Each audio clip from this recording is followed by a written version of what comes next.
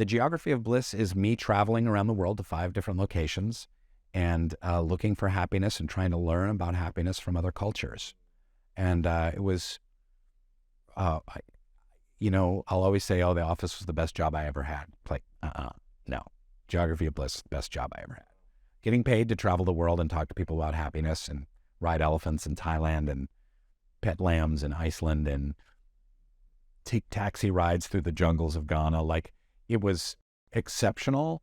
And I feel like it's coming together, like you talk so much about vision in your book, and but this vision of this next chapter of my life post-Office, of being able to talk about some spiritual and psychological topics and talk to people about happiness and make entertainment, make them laugh at the same time. I'm not like trying to be some guru or something like that, but to me, it's incredibly satisfying.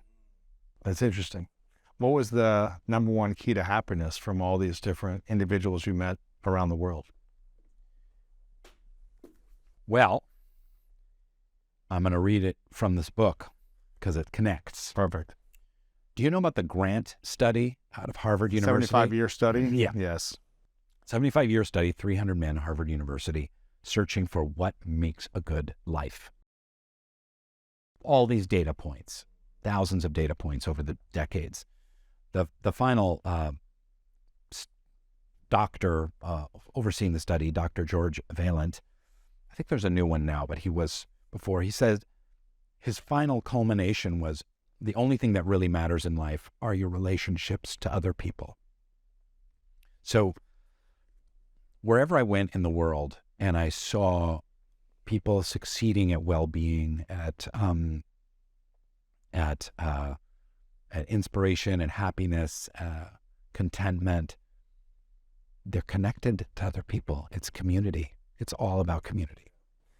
And I think as Gabor Mate talks about, I'm going to paraphrase it, I think it's the relationships with others, but also the relationship to ourselves, and making sure we have a good relationship with self.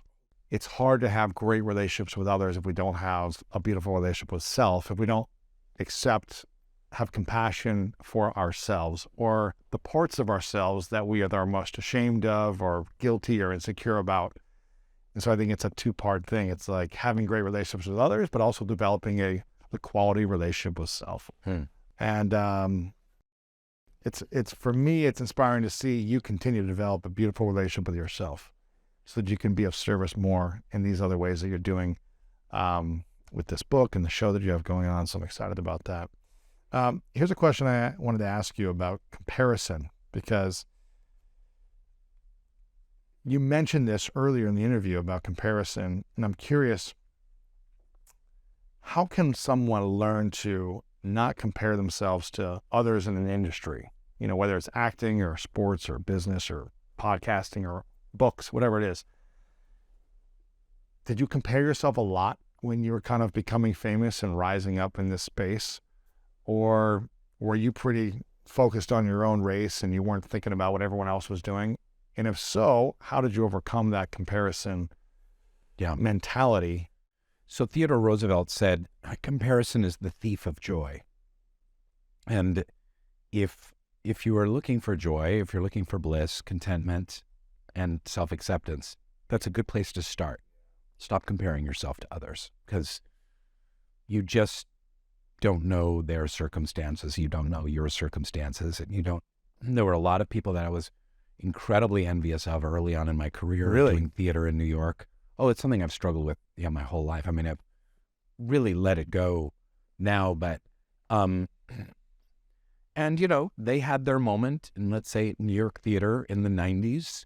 Broadway or whatever it is. Yeah, exactly. And then I've had my moment. We all have our moments if you have talent. And, but it's a really important one of like, I don't know if there's any kind of miracle to it. It's just stop it. Don't do it. Just don't compare yourself. That's like, it doesn't work. It doesn't help you.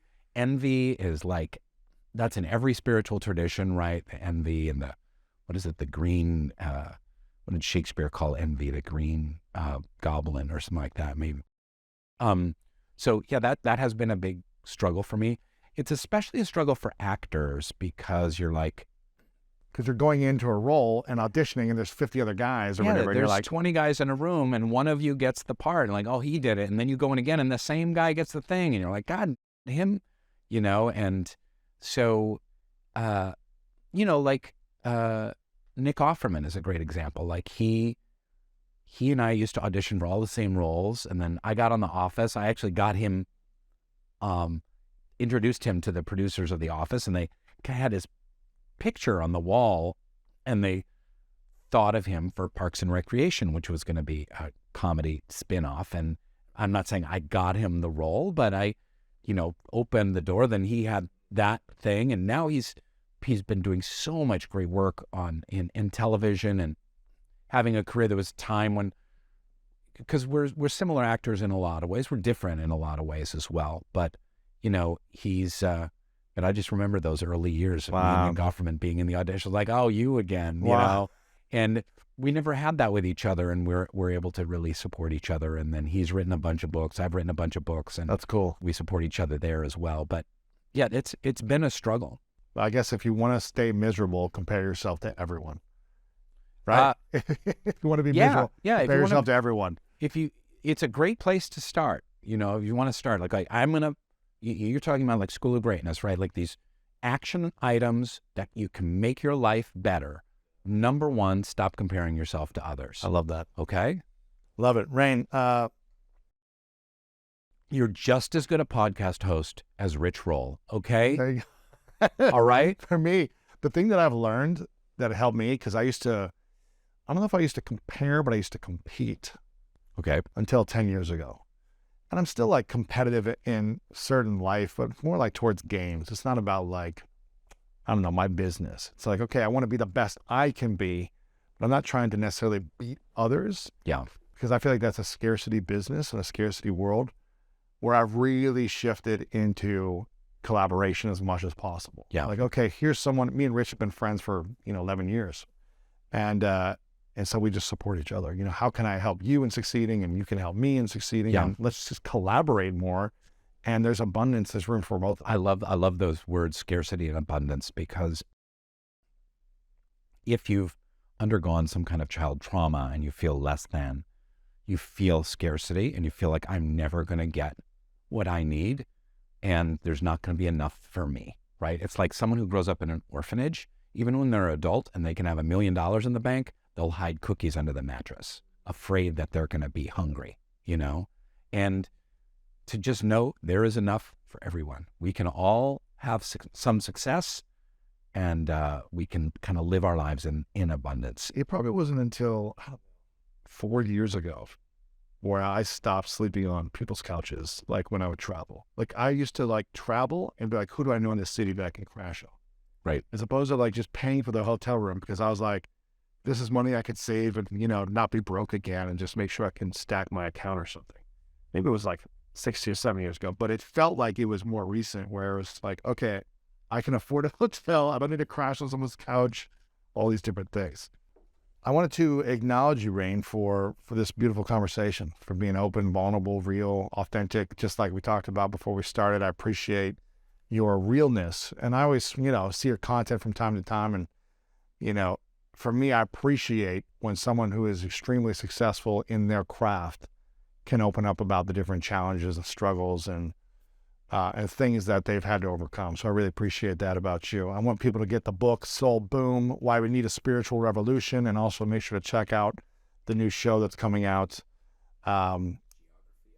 Geography of Bliss. And if they go to your Instagram and your website, they can see more updates about all this stuff and find out where to watch and how to get the book and all these different things.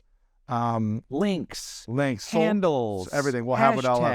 Everything. Soulboom.com, Rainn Wilson everywhere as well. We'll have it all linked up for you guys. Is there anything else we should send people to directly for you? And that's all good. That's it. Yeah. I asked you these two questions in the previous episode. You probably won't remember your answers. I have them up in front of me, so I'm going to cheat.